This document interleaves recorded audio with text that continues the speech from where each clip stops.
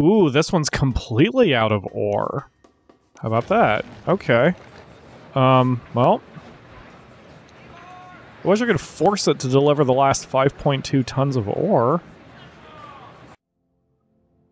Hello everyone, and welcome back to PyroFalkon's Let's Play Extravaganza, where it's your Let's Play 2.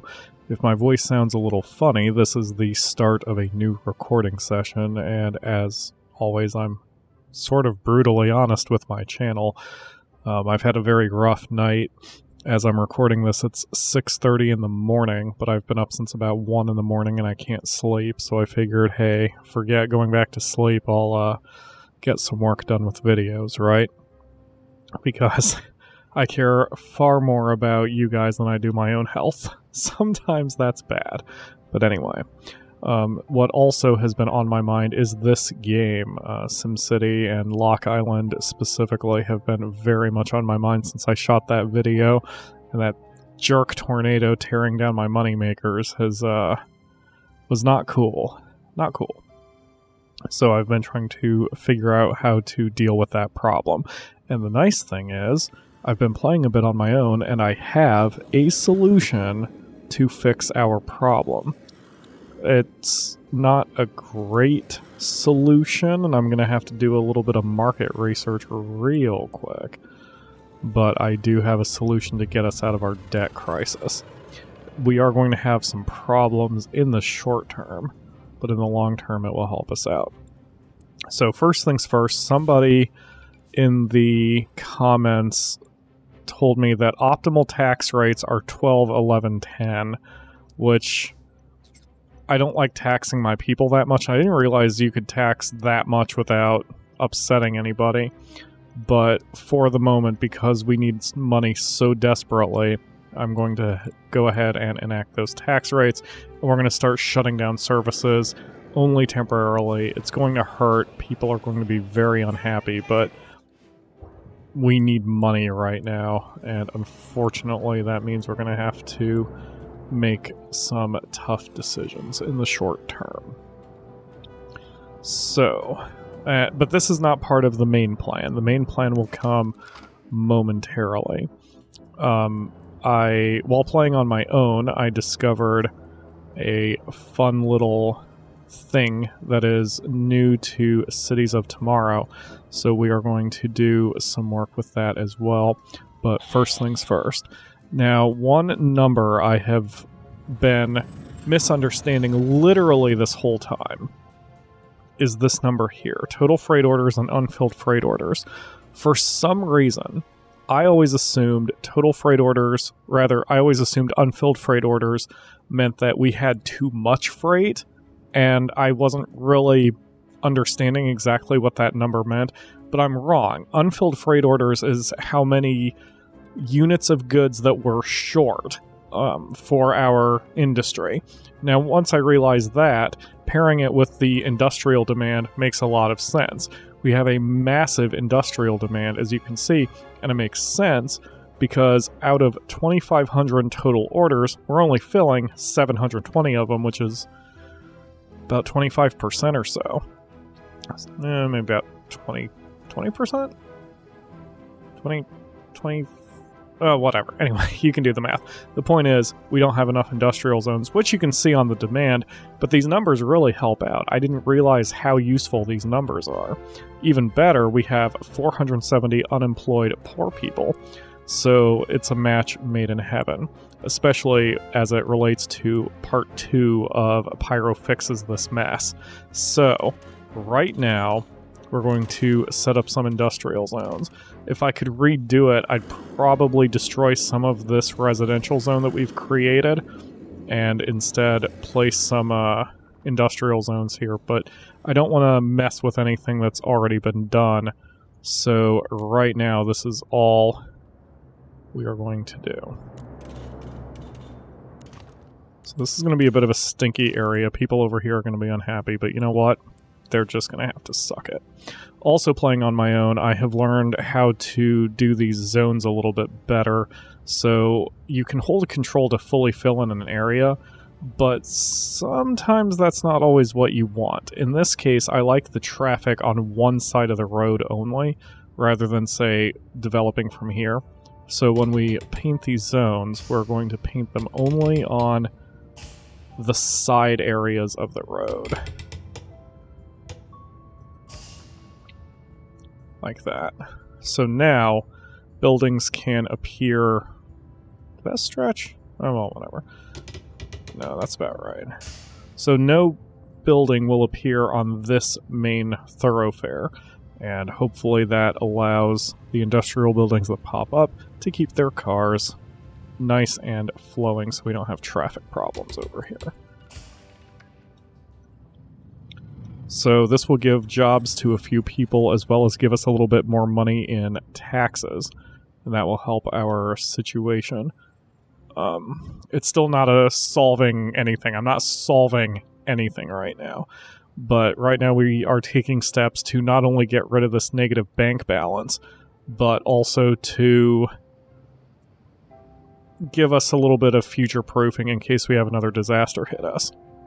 See, the biggest problem I had with Lock Island was that we were running at a loss, which you can see here, we're running at a significant loss, which was way more significant a few minutes ago.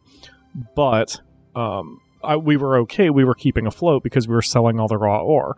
But once that ore went away, we were dicked. And it's never good to put all your eggs in one basket. You always diversify your incomes. And we were not diversified. But that will take care of itself very soon as we get a triple speed here, get those industrial buildings filled. Now, Lock Island has a number of other problems that we're not going to be able to fix. Traffic is a bitch. Traffic is a big bitch over here. Traffic is a huge bitch over here. We have problems. However, there are ways around those problems as well, especially as I started exploring more of the options in my personal file regarding the new Cities of Tomorrow expansion. Well, new, relatively speaking. While I have experimented with the Academy and now Towers, there was one more part I had not experimented with in Cities of Tomorrow. I have now experimented with it, and it will provide the solution to all of my problems. I just need a little time to set it up. I didn't want to put any buildings over here because it's covering the ore now, I believe. Where's my ore? Do I have oil here? No. Okay, that's going to be a bit of a problem. But ore, that's not bad. We got plenty of ore here. We can spread out just down the street a little bit and we'll be okay. Things are going to be a little pollution heavy. As I mentioned in a previous episode, if I could redo this section of the city, I probably would. Wind is blowing out to sea, so it's going this way. You can even tell that from the smoke. That's one aspect I do like about SimCity 5, that you actually see the wind direction just based on the smoke, although you do have the wind map. But anyway, that is currently making everything worse, because with this smelting factory here, this one here, the mines here, this entire district, this residential district, is just getting tons of germs, and that is leading to a lot of the health problems we have, and there's just nothing I can do about it until I start redesigning the city, and that'll cause additional problems. So one thing at a time. Now, the nice thing about what I've been learning on the side with my personal file is I've been playing my personal file online. So I'm subject there to the global market rates for resources. And across the board, global market rates are much higher than they are in single player, which is an advantage to sellers, but a disadvantage to buyers. Because of that, and some calculations I've done because I take games like this way too seriously, I know that my solution is absolutely going to work. I just need time to get it going. You can see we've very much recovered here. We're up to $396,000 because we're selling a lot of alloy and metal. So, holy crap, we're up to almost $500,000 already. All right. You know, when I was planning out this episode, I was afraid that I had actually forgotten I had only taken 2 bonds out. I thought I took 3. And I was also equally worried that we were going to run into some knife edge budgeting. But not only do I have 1 bond ready to go still. I have all this cash I'm sitting on. I may as well just pay off the bonds because you don't want to have debt. You want to give yourself enough room that you can fix this problem and get emergency funds quickly if you are damaged like we were.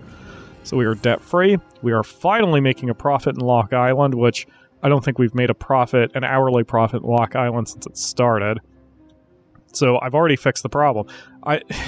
Again, planning this episode, I thought I was going to have to do a time skip and sit here while I was just gaining money. But look at this. We're only 10 minutes into the episode, and I have at least temporarily fixed our money problems. But I, again, need to future-proof us. I need to make sure that we can survive another disaster. And I don't like having taxes this high. Even if this is optimal, I don't like having taxes that high. Maybe it's just the real-life person in me who's like, let's not tax the poor people more than the rich people. And especially not at that high of a rate. So whatever the reason, I don't like taxes being that high. And I will fix that. But right now the taxes need to remain high to afford the projects we are about to put down. So for the next thing I need, we are importing coal for the sake of the alloy maker. But we're going to edit this lot. We're going to destroy one of these lots. Actually, I should probably destroy two. Unfortunately, that would be a loss of coal, so we are going to switch this to use locally.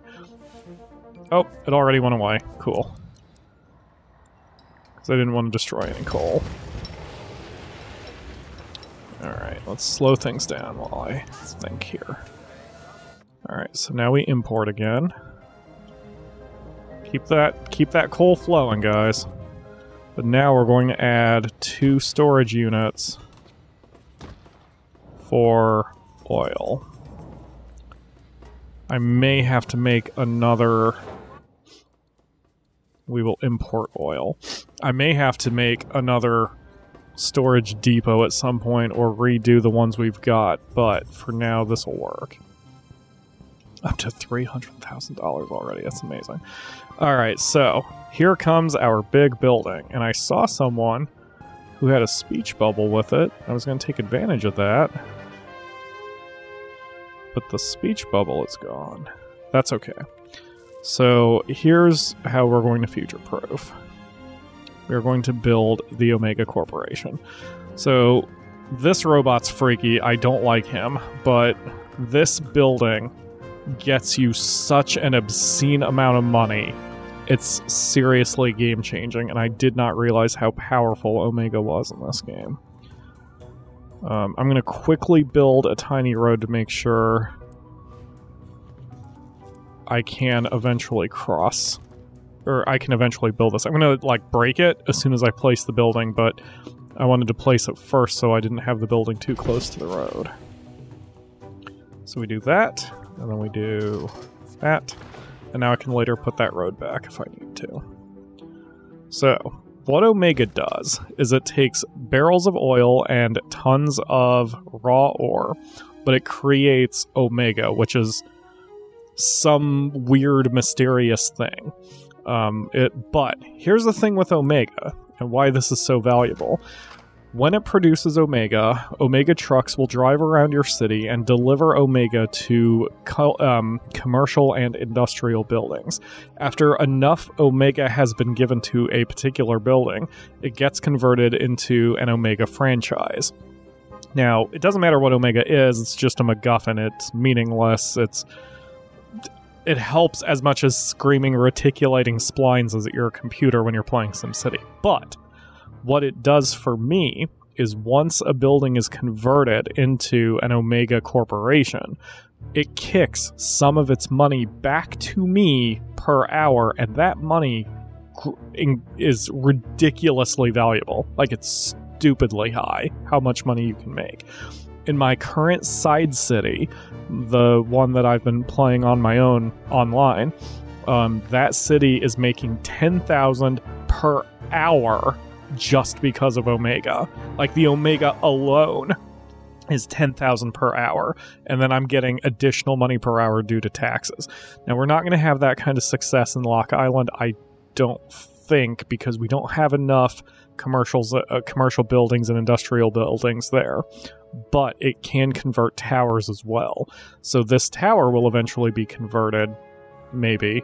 But we have a bunch of upgrades we're going to have to do first. So we've got $422,000. I think we are at the point... Well, I know we're at the point. We're going to replace this ore mine. Finally bring it back from the dead, because we've got plenty of money to give. Doop-a-doop-a-doo. Ore mine.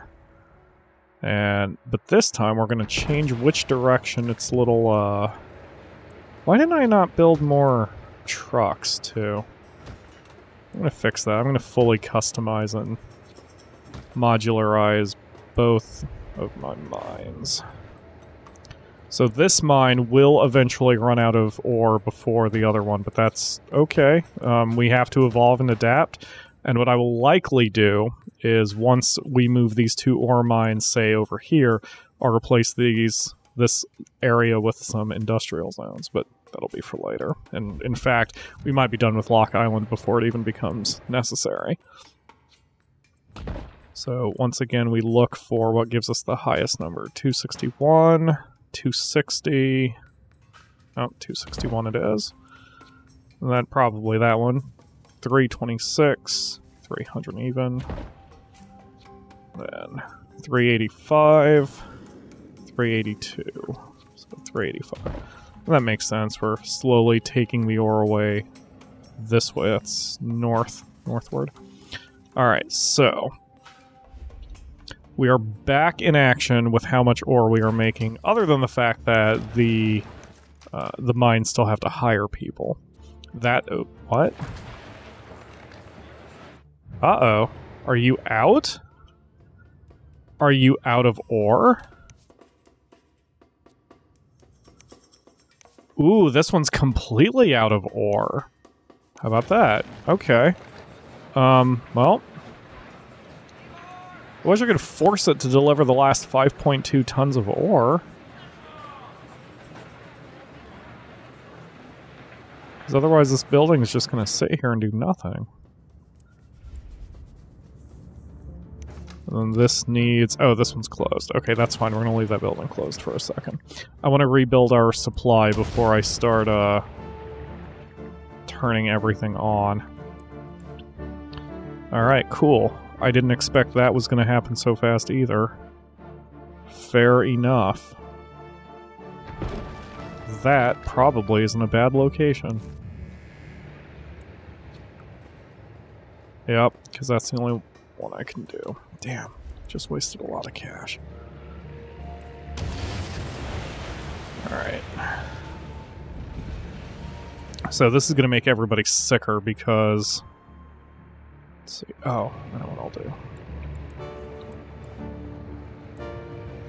Let's see, I need to go back to city view. We're going to build a road. Build a low density road. It's going to start about here. Say about here. I'll get this as close to a right angle as possible. And now we can build ore mine. Oof, gotta make it a little longer. Hold that thought. I see I'm almost at my time limit. It's taken me about 20 minutes to fix everything, but I'll tell you what, that is a lot less time than I thought it would take. I mean, I knew I was going to finish this in one episode as far as fixing everything, but I thought I'd have to do time skips. I didn't think that I would actually get this done in one live episode, and that is awesome. 376, 278, 344, 384, 383, 383, 357, 370, 359, 344, 383, 345, 44, 57, 70, 59, 44, 78. Okay. There we go. Alright, so, as we come to the end of the episode, I'm going to have to wait until those buildings finish getting people hired. Oh, there's Mr. Omega. Speech bubble. What do you want? Reward, 2,500. Mayor of the city could use more income. Blah, blah, blah. Yup, do it. We need 4 factories to become Omega Corps. And get 1,700 an hour through Omega, which is fine. It'll happen. This is just going to take a little bit. You can see we have the oil. The ore is coming. It's going to come a lot harder once all 3 factories are operating as they should. Because as you can see, our first factory is making 108 tons a day. Our second factories only make 5.8 tons a day. It will make plenty. We just have to wait, and I hope I have enough people to cover this. Yeah, so far it looks like we're fine on jobs. I may have to make a medium wealth tower, though, to get some rich people in here, but fair enough. We'll deal with that in the next episode. In fact, I may just do that in the next episode. But that will do it for now. As I said, we're on our way to recovery. It's going to take a little bit more time to get things organized, and we still have a massive traffic problem, but I see how I can fix that, and I will fix it next time.